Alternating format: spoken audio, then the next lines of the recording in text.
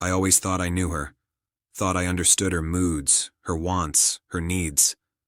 I thought our marriage had cracks, sure, but nothing that couldn't be repaired with honesty and effort. I was wrong. It started one ordinary evening. I had just returned home from work, tired and drained, expecting the usual warm greeting, the aroma of dinner, the soft comfort of routine. Instead, she was sitting on the couch, her phone in hand, scrolling, lips pursed, a look on her face I couldn't immediately identify. "Hey," I said, trying to sound cheerful despite the day's exhaustion. She looked up, her smile sharp and almost rehearsed. "Oh, hey." There was a pause, pregnant with tension. She hesitated. I waited. Then she said it, the words that would change everything.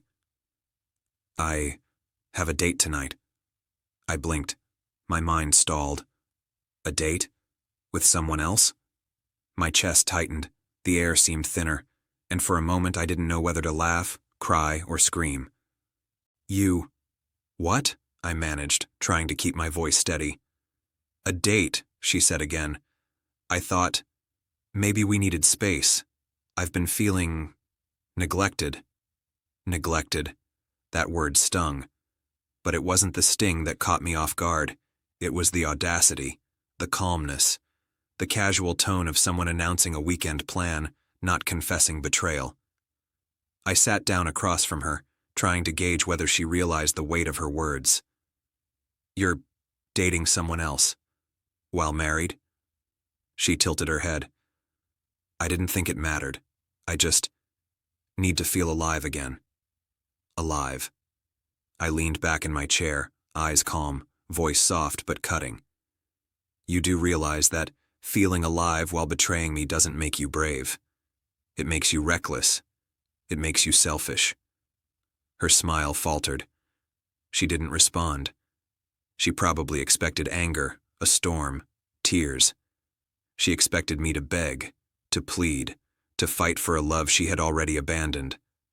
But I didn't. Instead, I spoke quietly, slowly, deliberately. "You want a date? Fine, go. But before you step out that door, remember this. The home you're leaving, the trust you're destroying, the life we've built, none of it is yours to gamble with. You've had every warning, every chance. And now you'll see what it's like when I no longer pretend that your choices don't matter." Her eyes widened. "What do you mean?" I leaned forward slightly, my gaze fixed on hers. "I mean, I've been patient. I've ignored the late nights, the hidden phone calls, the excuses. I've given you space to be honest, and you chose lies. So tonight, if you walk out that door, remember, I won't be here waiting. I won't pick up the pieces for you. I won't shield you from the consequences." She opened her mouth, tried to speak, but the words caught in her throat. She wasn't prepared for calm, measured clarity. She wasn't prepared for the fact that I wasn't going to react the way she expected. I continued. "I've arranged everything. The house is secure. The accounts are separate. The children's needs are covered.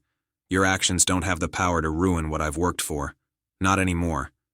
You've burned your bridge.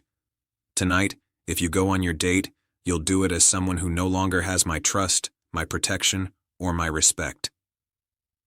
The silence that followed was heavy. I could see the panic growing in her eyes, the realization that her usual tactics, smiles, excuses, half-truths, wouldn't work here. Not this time. You can't just do that," she stammered. I shook my head. "I already have. You just didn't notice until now." By the time she left for her date, she was quiet, pale, her usual confidence replaced with uncertainty, and I stayed behind, calm, deliberate, focused on the life I was reclaiming, the dignity I refused to let her destroy. Weeks later, the aftermath unfolded naturally. Her date never turned into anything meaningful. The man she had been seeing disappeared when he realized the depth of the consequences she had unleashed. Friends who had been her allies silently distanced themselves once the truth of her betrayal came to light. And she, She had nothing left but the realization that her choices had isolated her completely. I didn't gloat. I didn't call her out publicly. I didn't humiliate her. I simply let reality do its work. Eventually, we separated. Divorce was finalized quietly, professionally, legally. She moved out with little more than the clothes she had packed, and the life she had assumed would be hers crumbled in silence. And every step of the way, I remained calm. I had learned that sometimes the most devastating power isn't in shouting, in revenge, in public humiliation. It's in clarity, in quiet consequences, in letting someone face the results of their own choices. That night she announced the date, I didn't raise my voice. I didn't beg. I didn't threaten. I simply spoke truth. My words were precise, deliberate, and irrevocable. And in the aftermath, they haunted her far more than any anger I could have expressed. Because betrayal always leaves a mark, but the way you respond defines the legacy of that betrayal.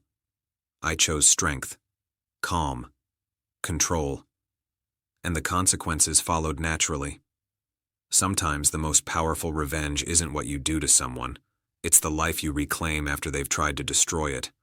And that night, as she walked out the door, I did exactly that.